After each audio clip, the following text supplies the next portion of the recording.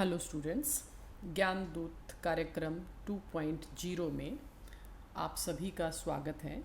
यदि आप हमारे चैनल पर नए हैं तो आपकी जानकारी के लिए ये चैनल ई कंटेंट का निर्माण करता है और ऑनलाइन लाइव क्लासेस देता है। तो आप सभी के लिए ये बहुत आवश्यक चैनल है। आप इसको सब्सक्राइब करें, लाइक करें और शेयर भी करें। आज हम जिस टॉपिक के लिए बात कर रहे हैं वो एक बहुत ही यूँ कह दीजिए ज्वलंत मुद्दा है, जिसको कि हम टेररिज्म या आतंकवाद के नाम से जानते हैं। हम सभी जानते हैं कि आतंकवाद जो है आज एक विश्वव्यापी समस्या बन चुका है और इससे न केवल भारत बल्कि पूरा विश्व जो है वो चिंतित है। आज कोई भी ऐसा देश नहीं है जहाँ पर आतंकवाद ना पनप रहा हो। यदि हम बात करें कि भारत के विषय में यदि हम देखते हैं तो भारत जो है आतंकवादी गतिविधियों से ग्रस्त है। यहाँ पर कभी पाकिस्तान से या कभी देश में ही आतंकवाद की समस्याएं इतनी ज़्यादा बढ़ गई हैं कि भारत जो है इस आतंकवाद की समस्या से जूझ रहा है। चलिए हम बात करते हैं कि आतंकवाद है क्या। सही मायने में यदि अपन देखें तो आतंक क्या है? एक ऐसा भय है, एक डर है जो कि लोगों में एक इस तरह की विचारधारा को जन्म देता है जिसमें असंतोष, विरोधी भावनाएं, या यूँ कह दीजिए अनुशासनहीनता जो है इसमें बहुत अधिक देखी जा सकती है। इसके साथ साथ यदि हम कहें कि ये लोगों में डर का वातावरण बना देती है और आज जो है आतंकवाद पूरे विश्व में सुख और शांति के लिए खतरा बना हुआ है। यदि हम देखें कि आतंकवाद जो है इसके अलग अलग स्वरूप हैं जो कि हम अपने आगे अध्ययन करेंगे इसको, परंतु हम आतंकवाद का आशय एक ऐसी विचारधारा से भी लेते हैं जो कि लोगों के अंदर डर का वातावरण पैदा करके और वो लोग अपने उद्देश्यों की पूर्ति कर लेते हैं। आतंकवाद जो है आज एक राजनीतिक, धार्मिक और वैश्विक समस्या के रूप में सारी जगह मौजूद है। यदि हम बात करें तो संयुक्त राष्ट्र महासभा के वर्ष 2000 में हुए 55वें अधिवेशन के अंदर अंतर्राष्ट्रीय आतंकवाद पर एक ड्राफ्ट तैयार किया गया था, जिसके अनुच्छेद 2.1 के अनुसार यदि किसी राज्य के विरुद्ध किया गया कोई भी आपराधिक कृत्य जो कि आम लोगों के अंदर भय और आतंक का वातावरण निर्मित करता है, आतंकवाद है।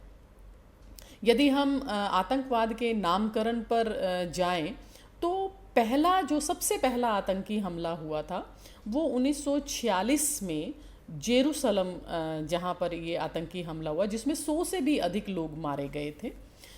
इसके साथ साथ ही यदि हम इसको देखें तो पश्चिमी जर्मनी में रेड आर्मी फैक्शन, जिसको कि हम RAF के नाम से भी जानते हैं, 1960 के दशक में गतिविधियों में अंतर्राष्ट्रीय गतिविधियों या आतंकी गतिविधियों को उसमें माना गया था। इस्लामी कट्टरवादिता या तालिबानी देखें या अलकायदा के जो हेड थे ओसामा बिन लादेन, ये इनके नाम आपने आतंक के पर्याय के रूप में सुने होंगे।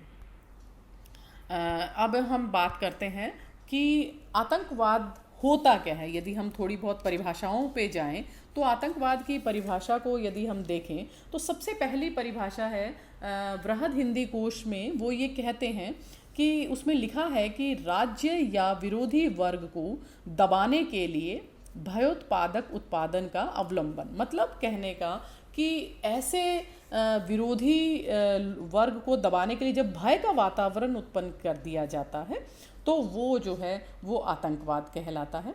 साथ ही साथ डिक्शनरी ऑफ करंट इंग्लिश में जो आतंकवाद को परिभाषित किया गया है उसमें ये कहा गया है कि राजनीतिक उद्देश्यों की पूर्ति के लिए हिंसा और भय का जब हम वातावरण बना देते हैं तो वो आतंकवाद कहलाता है। साथ ही साथ लॉगमैन की मॉडर्न इंग्लिश डिक्शनरी में आतंकवाद को परिभाषित करते हुए कहा गया है कि शासन करने या राजनीतिक विरोध प्रकट करने के लिए भय को एक विधि के रूप में विधि के रूप में मतलब उन्होंने आतंक को यूं बना दिया है कि ये एक ऐसा कानून है जिसका उपयोग करने की नीति को प्रेरणा देना ही आतंकवाद है। तो यदि हम कहें कि आतंकवाद क्या है, तो आतंकवाद एक ऐसा संकुचित स्वार्थ सिद्धि के लिए अपनाया गया एक यूं कह दीजिए कि नकारात्मक कार्य है, जो कि अपनी मांगों को मनवाने के लिए किसी भी हद तक जा सकते हैं। यदि हम देखें तो आतंकवाद के प्रकारों के ऊपर यदि हम बात करें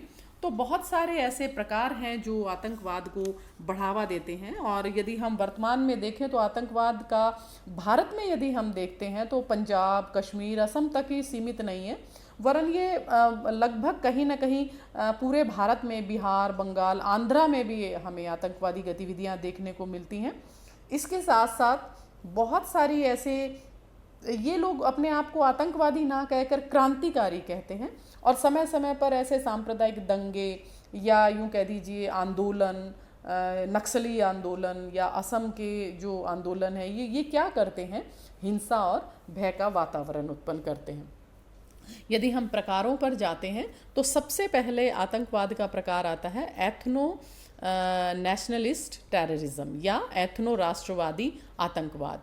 ये क्या है कि जो विभिन्न एथनिक विभिन्नताओं के कारण जब उत्पन्न एक पृथकतावादी आकांक्षा के से प्रभावित ये आंदोलन है, और ये जिस तरह का आतंकवाद है ये उत्तरी पूर्वी नॉर्थ ईस्ट इंडिया और श्रीलंका में लिट्टे का जो आंदोलन जैसी प्रघटनाएं हैं वो इसका उदाहरण है। साथ ही साथ धार्मिक आतंकवाद को हम देखें, जब हमारी धार्मिक भावनाएं भड़काई जाती हैं या मान लीजिए इसके साथ साथ कट्टरपंथी विचारधाराओं को अपनाते हुए जब हम आतंकवादी गतिविधियां करते हैं, जैसे इस्लाम के अंदर देखा होगा इस्लामिक आतंकवाद या तालिबानी आतंकवाद है, अल-कायदा का आपने देखा होगा, विश्व स्तर पर वो अपना भय और आतंक फैलाते हैं। लश्कर ए तोयबा का आपने नाम सुना होगा। सिमी जैसे जो संगठन हैं वो धार्मिक आतंकवाद के प्रेरक माने जा सकते हैं। वैचारिक आतंकवाद जिसको हम आइडियोलॉजिकल ओरिएंटेड टेररिज्म कहते हैं, ये इस तरह के आतंकवादी होते हैं जो कि भारत में क्या है कि वामपंथी विचारधारा से प्रेरित होने वाले आतंकवादी संगठन जो है इस तरह की व्यवस्था या परिवर्तन समाज में लाने के लिए इस तरह का अभियान चलाते हैं। या साथ साथ देखें कि जर्मनी का जो नाजीवाद है, इटली का फांसीवाद है, अमेरिका में जो के है, का क्लू क्लीन, और इसी के साथ साथ डेनमार्क का ग्रीन जैकेट्स जो है वो वैचारिक आतंकवाद का पर्याय है। साथ ही साथ स्टेट स्पॉन्सर्ड टेररिज्म होता है। ये क्या होते हैं कि ये विदेश नीति और कूटनीति के उद्देश्यों को पूरा करने के लिए जो प्रयास किए जाते हैं उनको, जैसे शीत युद्ध के दौरान राज्य प्रायोजित आतंकवाद के अनेक उदाहरण मिलते हैं, और भारत भी जो है वो पाकिस्तान द्वारा प्रायोजित आतंकवाद से निरंतर पीड़ित रहता है। आप देखिए पाकिस्तान से आतंकवादी गतिविधियां लगातार भारत को किसी न किसी तरीके से नुकसान पहुंचाती है। एक है नेक्स्ट है नार्को टेररिज्म। ये जो है ये मादक पदार्थों की तस्करी के परिणाम स्वरूप विकसित हुआ है, और ये आतंकवाद का एक ऐसा स्वरूप भी है और आतंकवाद का साधन भी है। नार्को में आतंकवाद की अवधारणा का जो सबसे पहला उपयोग किया गया था वो पेरू के पूर्व राष्ट्रपति हैं फर्नांडो बलांदे टेरी। तो उन्होंने 1983 में उन्होंने किया था, और मादक पदार्थों की तस्करी के दौरान व तस्करी के परिणाम स्वरूप जो आतंकी घटनाएं घटित होती हैं वो इसके अंदर शामिल की जाती हैं। साथ ही साथ इन्वायरमेंटल टेररिज्म जिसको हम कहेंगे या पर्यावरणीय आतंकवाद, ये वो आतंकवाद होता है जो पर्यावरण संरक्षण के लिए जो आंदोलन होते हैं उनको इको टेररिज्म कहते हैं। वहीं जब पर्यावरण को नुकसान पहुंचाने वाली घटनाएं हो जाती हैं उनको हम पर्यावरण आतंकवादी, जैसे मान लीजिए खाड़ी देशों में युद्ध हुआ तो क्या हुआ, उन्होंने इराक के जो है कुवैत के 1000 तेल के कुओं में आग लगा दी, और जिससे क्या हुआ कि संपूर्ण खाड़ी क्षेत्र के अंदर भयंकर प्रदूषण हो गया। इसी के साथ साथ कभी जंगलों में आग भड़का दी जाती है, या नदियों में कुछ इस तरह का केमिकल मिला दिया जाता है जिससे वहाँ के लोग या वहाँ के पशु जानवर पानी पीते हैं तो वो उनको नुकसान होता है। वो पर्यावरण आतंकवाद के अंदर आता है। एक बहुत ही आजकल जो प्रचलित है साइबर आतंकवाद, या जिसको हम साइबर टेररिज्म कहते हैं, ये क्या करते हैं, कंप्यूटर और इंटरनेट के माध्यम से दहशत फैलाते हैं। यूँ मान लीजिए समाज विरोधी, देश विरोधी, धर्म विरोधी ऐसे कुछ कुछ ऐसे पोस्ट डालते हैं जिनको पढ़कर लोगों में आतंकवादी घटनाएं बढ़ जाती हैं। साथ ही साथ भारतीय सूचना प्रौद्योगिकी अधिनियम 2000 की धारा 66F में साइबर आतंकवाद को आजीवन कारावास तथा दंड का प्रावधान है। इस शब्दावली का जो प्रयोग है वो सबसे पहले जेरेडो पोर्टम ने 1997 में किया था। तो साइबर आतंकवाद जो है आजकल बहुत बड़ा आतंकवादी संगठन हो गया है, और इस तरीके से क्या है कि ये दूसरे देशों की सुरक्षा संबंधी जानकारियां ले लेते हैं, और उससे क्या है कि आतंकवाद को बढ़ावा मिलता है। साथ ही साथ सुसाइड टेररिज्म जिसको हम कहते हैं, मानव बमों के माध्यम से हत्या करना। जैसे आपने सुना होगा कि जब हमारे माननीय प्रधानमंत्री राजीव गांधी जी की जब हत्या हुई थी तो वो जो था वो घाती आतंकवाद के अंदर आता है। इसका सबसे पहला यदि प्रयोग हुआ है तो वो 1984 के अंदर बेरूत में अमेरिकी मैरिन बैरक पर आक्रमण करने के लिए किया था। साथ ही साथ लिट्टे द्वारा राजीव गांधी की हत्या, इसके साथ साथ प्रेमदासा की हत्या, ये सब सुसाइड आतंकवाद के अंदर आती हैं। जिहादी जो आतंकवादी होते हैं ये कहीं पर पकड़े जाते हैं तो ये स्वयं जो है सुसाइड कर लेते हैं। तो ये जो है वो आतंकवाद की बहुत ही यूँ कह दीजिए कि एक अच्छी घटना नहीं है, या यूँ कह दीजिए कि समाज के लिए बहुत विरोधी घटना है। तो आज जो है विश्व में यदि हम देखें तो एक भय का वातावरण ले रखा है आतंकवाद ने, और संपूर्ण विश्व को अपनी आगोश में लिया हुआ है। अब हम बात करते हैं कि आतंकवाद के कारण कौन कौन से हैं। बहुत सारे कारण हैं, जैसे आपको दे रखा है मैंने क्षेत्रवाद। हम अपने ही क्षेत्र को महत्व देते हैं। क्षेत्रवाद एक संकुचित अवधारणा है। जब देश का विभाजन हुआ हिंदुस्तान और पाकिस्तान के रूप में, आज़ादी के बाद भी इस भावना के पृथक्करण की आवाज़ बराबर उठती जा रही है। साथ ही साथ भाषावाद की जो समस्या है, लिंग्विज़म की, जो भारत में आपको पता है कि बहुत सी बोलियां बोली जाती हैं, जिसमें अलग अलग लोग अपने अपने भाषा को महत्व देने के कारण वैमनस्य पैदा हो जाता है आपस में, और इसका परिणाम दंगे, झगड़े, तोड़फोड़, आगजनी की घटनाएं होती हैं।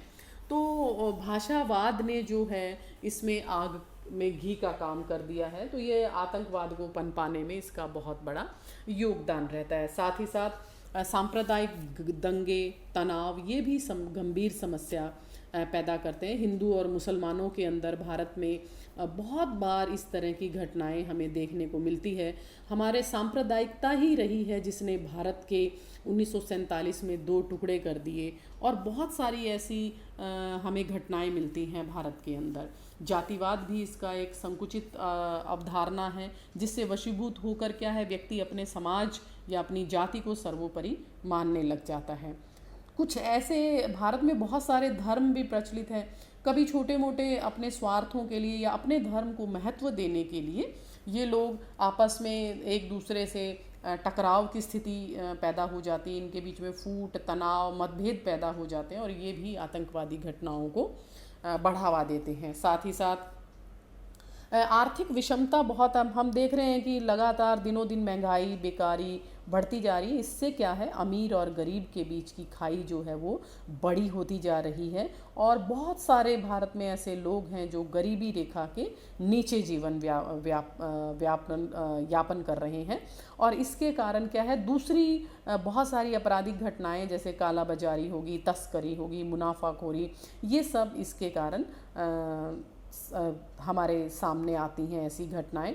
तो ये भी आतंकवादी घटनाओं को बढ़ावा देती है। राष्ट्रीय जागृति की मतलब लोग अपने देश की जागृति उनके अंदर इतनी नहीं है, जिसके कारण वो बहुत जल्दी विघटनकारी तत्वों के संपर्क में आ जाते हैं। लोगों के राष्ट्रीय चरित्र में गिरावट ने भी आतंकवाद को जन्म दिया है।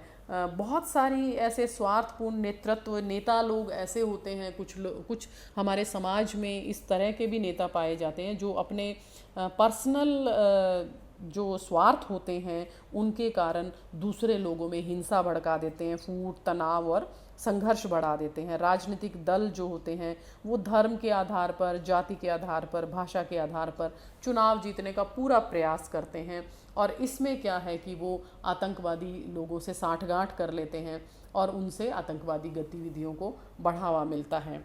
साथ ही साथ पड़ोसी देशों द्वारा आतंकवाद को प्रोत्साहन हम सभी जानते हैं कि हमारे यहाँ पर श्रीलंकाई आतंकवादी या यूँ कह दीजिए पाकिस्तानी आतंकवादी बहुत ही ज़्यादा हथियारों को भेजते हैं हमारे यहाँ, ड्रग्स भेजते हैं हमारे यहाँ, ताकि जो है भारत किसी न किसी तरीके से कमज़ोर हो जाए। आपने देखा होगा समूचा कश्मीर जो है वो हमेशा तनाव की स्थिति में रहा है पाकिस्तान के कारण।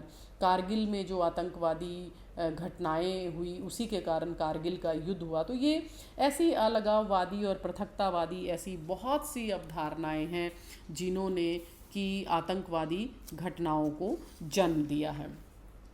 साथ ही साथ यदि हम देखें तो भारत में हमें आतंकवाद के कौन कौन से स्वरूप देखने को मिलते हैं, तो सबसे पहला जो आतंकवाद का स्वरूप देखा अपन ने वो पंजाब में, हालांकि पंजाब अब धीरे धीरे शांति की तरफ बढ़ रहा है और अब वहाँ पर इतना ज़्यादा नहीं है, परंतु फिर भी आतंकवादी ऐसे कई संगठन थे वहाँ पर, जैसे all India Sikh student federation है, खालिस्तान कमांडो फोर्स है, खालिस्तान लिबरेशन फोर्स है, बब्बर खालसा, दमदमी टकसाल, ये बहुत सारे ऐसे रहे हैं जिन्होंने ये आतंकवाद को जो है रोक भी रहे हैं, किंतु फिर भी यहाँ पंजाब के अंदर बहुत सारी ये जो घटनाएं हुई थी, यदि हम पंजाब के में आतंकवाद का नाम लेते हैं तो हमारा जो है वो आनंदपुर साहब का प्रस्ताव यदि हम देखें, जब इंदिरा गांधी के टाइम में वहाँ पर वो जो आनंद साहब हैं वहाँ पर हथियारों का एक बहुत बड़ा जखीरा मिला और इसके कारण वहाँ पर बहुत सारी आतंकवादी घटनाएं हुई और यूँ कह दीजिए कि पंजाब जो है वो आतंकवादी घटनाओं से जलने लगा था, तो उससे बहुत ज़्यादा नुकसान भी हुआ था। तो इसके साथ साथ कश्मीर में यदि हम आतंकवादी घटनाओं को देखें कि कश्मीर पिछले कुछ सालों से आतंकवादी घटनाओं का गढ़ बन गया है। मुग़ल बादशाहों ने जहाँ पर कश्मीर को स्वर्ग की संज्ञा दी है, वहीं कश्मीर जो है बहुत सारे ऐसे वहाँ पर संगठन हैं जो कि उग्रवादी कार्रवाइयाँ करते हैं। इसमें जो है अल्लाह टाइगर्स, हिज़्ब इस्लामी, हिजबुल मुजाहिदीन, अल उमर मुजाहिदीन या इस्लामी स्टूडेंट लीग, अल फतह, बहुत सारे ऐसे घटनाएं जो यूँ कह दीजिए कि संगठन हैं जो कि आतंकवादी गतिविधियों को बढ़ावा देते हैं। वहाँ पर पत्थरबाजी बहुत होती है, यूँ कह भारत विरोधी पम्पलेट बंटवाए जाते हैं, उनको पर्दा प्रथा और ट्रांसपेरेंट कपड़े ना पहनने की हिदायतें दी जाती हैं। तो इस तरीके से बहुत सारे ऐसे कश्मीर में कश्मीरी पंडितों का निष्कासन किया गया और आज भी वहाँ पर वर्तमान में भी वहाँ पर हिंदू जो राजनेता होते हैं उनकी हत्या कर दी जाती है। तो ये सही मायने में देखा जाए तो कश्मीर जो है वहाँ पर धारा 370 हटाने के पश्चात भी जो है कश्मीर जो है पूरी तरीके से आज़ाद, या यूँ कह दीजिए कि कश्मीर में आतंकवादी गतिविधियाँ कम नहीं हुई हैं। यदि हमें कश्मीर में आतंकवादी गतिविधियों को समाप्त करना है तो इसके लिए प्रशासन को कड़ा रुख अपनाना पड़ेगा, और जिसके साथ साथ क्या है कि वहाँ पर आतंकवादी गतिविधियाँ कम हो सकें। साथ ही साथ नक्सली आतंकवादी, ये जो नक्सली आतंकवाद है बच्चे, इनका जो जन्म है वो 1967 में पश्चिम बंगाल में हुआ था, और 1969 में चीन के उकसाने पर भारतीय कम्युनिस्ट पार्टी, जिसको हम CPI कहते हैं, ने इसे बढ़ावा दिया कि भारत कमज़ोर हो जाए। नक्सली नेता चारू मजूमदार ने चाइना के जो माओ को अपना नेता घोषित कर दिया, और पश्चिम बंगाल से नक्सली आंदोलन फैलकर जो है पूरे बिहार तक पहुंचा, और जिसका उद्देश्य जो था वो भूमिहीन श्रमिकों के लिए लड़ना था। तो यह आंदोलन जो है वो आंध्र में, केरला, उड़ीसा, तमिलनाडु और त्रिपुरा तक भी फैल गया था, और इन राज्यों की स्थिति बहुत ही खतरनाक हो गई थी। और इसके साथ साथ शोषित गरीब, इसका सबसे ज़्यादा नुकसान किसको हुआ? गरीब को, जनजातीय लोगों को। और इसके साथ साथ जमींदार और साहूकारों ने अपनी रक्षा के लिए क्या किया? नक्सलियों का सहारा लेना शुरू कर दिया। और नक्सलियों की समस्या जो है आज भी वहाँ पर बहुत अधिक पाई जाती है। वहाँ पर कोई पुलिस या डिपार्टमेंट लगता है तो उनकी भी हत्या कर दी जाती है, जिससे वो लोग डरे, या एक यूँ कह दीजिए कि आतंक के साए में जीते हैं। साथ ही साथ एक स्वरूप और अपन को दिखता है वो है उल्फा आतंकवाद, जो 1980 और बाद के वर्षों में असम में जो उग्रवाद का जन्म हुआ है। अब इन लोगों की मांग क्या थी कि जो असम में जो गैर रस्मी लोग रह रहे हैं उन्हें वहाँ से हटाया जाए और मतदाता सूची में उनके नाम काटे जाएं। तो असम में क्या है कि बांग्लादेशी शरणार्थी जो हैं वो बहुत ज़्यादा आ जाते हैं, और इसमें इस कारण क्या है, असम में बहुत आंदोलन भी हुए और कई उग्रवादी संगठन भी वहाँ पर पनपे। जैसे एक यूनाइटेड माइनॉरिटी फ्रंट, जिसको हम UMF बोलते हैं, या United liberation front of Assam, जिसको हम उल्फा, या बोडो छात्र संगठन भी पृथक राज्य की मांग कर रहे थे, और इस कारण उन्होंने बहुत सारी हिंसात्मक कार्रवाइयाँ भी की थी। तो ये इस तरीके से आज भी असम में बोडो और उल्फा उग्रवादियों का जो है आतंक का साया वहाँ पर है। साथ ही साथ यदि हम देखें तो हम अब आतंकवाद को नियंत्रित करने में हम क्या उपाय कर सकते हैं। तो अब सवाल यही उठता है कि जब इतनी समस्या भयानक है आतंकवाद की विश्व में भी, और क्योंकि हम भारत की बात कर रहे हैं तो भारत में भी बहुत अधिक आतंकवादी गतिविधियां समय समय पर अपना फन उठाए घूमती हैं, तो इसके लिए ज़रूरी है कि विश्व का प्रत्येक राष्ट्र जो है अपने निस्वार्थ भाव से इस समस्या को निपटने में जिम्मेदारी ले। आतंकवाद की जो एक समस्या है उसको हम 3 स्तर पर रोक सकते हैं, जैसे पहले इंटरनेशनल लेवल पर, फिर स्टेट लेवल पर, और फिर उसको व्यक्तिगत जीवन में या व्यक्ति की क्या भूमिका हो सकती है। तो इंटरनेशनल लेवल पर यदि हम देखें तो संयुक्त राष्ट्र संघ जो है इसमें बहुत बड़ी भूमिका निभा सकता है। संयुक्त राष्ट्र संघ को उन देशों को जो है बैन कर देना चाहिए किसी भी कार्रवाई के लिए जो आतंकवादी गतिविधियों को बढ़ावा देते हैं। वहाँ पर वित्तीय सहायता बंद कर देनी चाहिए, क्योंकि आतंकवाद को वित्तीय सहायता मिलने के कारण ही वो सबसे ज़्यादा पनप रहा है। दूसरा, यदि हम सोचें कि हम राष्ट्रीय स्तर पर क्या कर सकते हैं, तो राष्ट्रीय स्तर पर प्रत्येक देश की जो पुलिस प्रशासन है या सुरक्षा व्यवस्था है जो इतनी मजबूत हो जानी चाहिए कि वो आतंकवाद से लड़े, और सभी को अपने निजी स्वार्थों की पूर्ति के लिए ना करके बल्कि देश और ज़मीन को बचाने के लिए, अपने देश को बचाने के लिए आतंकवादी गतिविधियों को रोकना चाहिए। साथ ही साथ यदि हम देखें कि व्यक्तिगत स्तर पर हम क्या कर सकते हैं, तो हमें जो है जागरूक होने की ज़रूरत है। यदि जब तक हम जागरूक नहीं होंगे, हर व्यक्ति अपने लेवल पर जागरूक नहीं होगा, अपने आसपास देखेगा नहीं, या यूँ सोच लेंगे कि हमें क्या मतलब है, तो देश में आतंकवाद कभी भी ख़त्म नहीं हो पाएगा। यदि हम भारत में के संदर्भ में आतंकवाद पर अमेरिका की कंट्री रिपोर्ट देखें तो दुनिया के सर्वाधिक आतंक प्रभावित देशों में भारत को शुमार किया गया है। यदि हम देखें तो इसमें जो है विरोधी गतिविधियां बहुत अधिक भारत के अंदर होती हैं। अमेरिका के बाद यदि हम देखें तो बहुत अधिक होती हैं। तो हमें अब इसके लिए क्या करना चाहिए कि हमारी जो सूचना एजेंसियां हैं इनको मजबूत करना चाहिए। देश की गुप्त सूचनाओं को हमें पब्लिक नहीं करना चाहिए। कई बार हम अखबारों में, टीवी चैनलों में देखते हैं कि देश का फौजी ही गुप्त सूचनाएं हमें दूसरे देशों को दे देता है। तो ये जो है बहुत ही खतरनाक चीज़ है, इससे हमें बचना है। बंदरगाहों पे, एयरपोर्ट की जांच प्रणाली इतनी सशक्त हो जानी चाहिए कि कोई भी ऐसा व्यक्ति देश के अंदर प्रवेश ना कर पाएँ। साथ ही साथ जो NIA है, हमारी संघीय जांच एजेंसी है, उसको भी जो है आतंकवाद, जाली करेंसी, साथ ही साथ समुद्री सुरक्षा, विमानों के अपहरण, राजद्रोह, इस तरह के कार्यों की या इस तरह की स्वयं जांच की व्यवस्था होनी चाहिए। इसमें राजनीतिक हस्तक्षेप कम से कम होना चाहिए।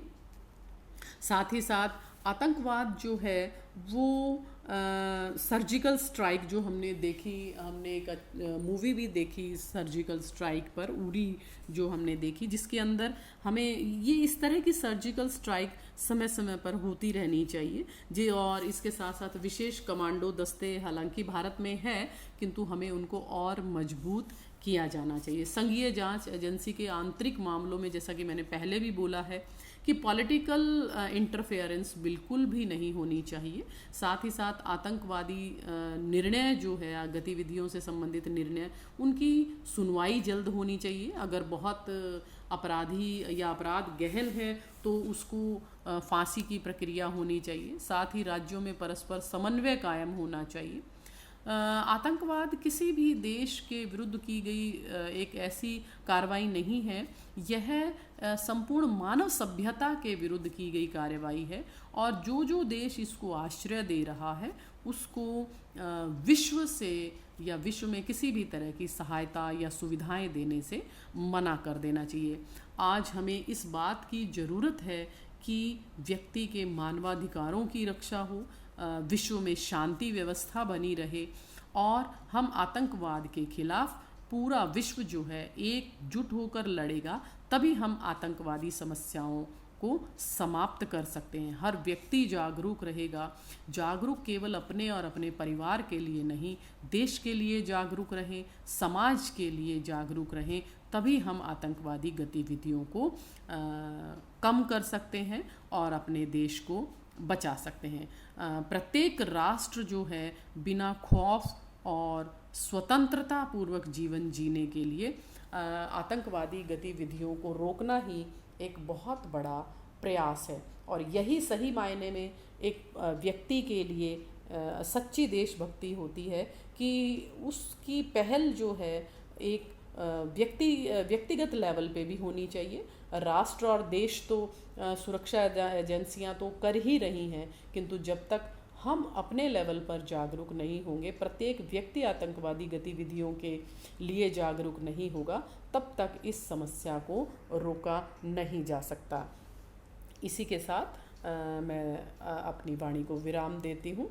आशा करती हूँ कि आपको ये टॉपिक समझ में आया होगा और इसी के साथ आप इसको अपने दोस्तों में, मित्रों में शेयर करें। और किसी तरह की कोई समस्या है तो आप उसको कमेंट बॉक्स में लिखें।